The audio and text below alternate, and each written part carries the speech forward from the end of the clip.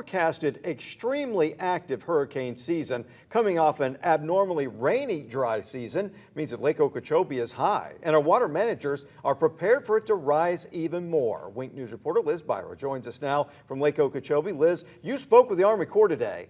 What did they expect this season?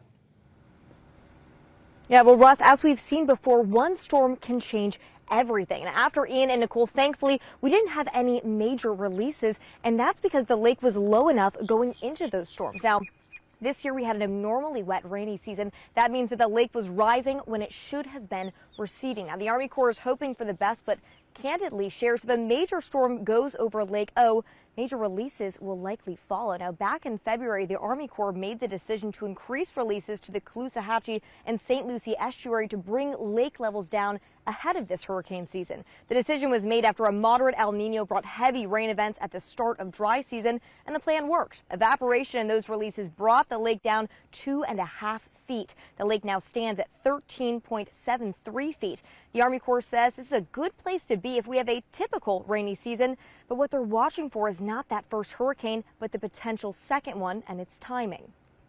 If we got that hurricane early in the season, we would have we would be less prone to have to go to higher level releases.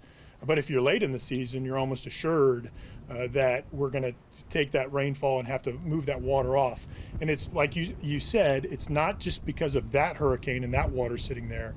It's moving the water off the lake in case there is another storm that comes in behind it.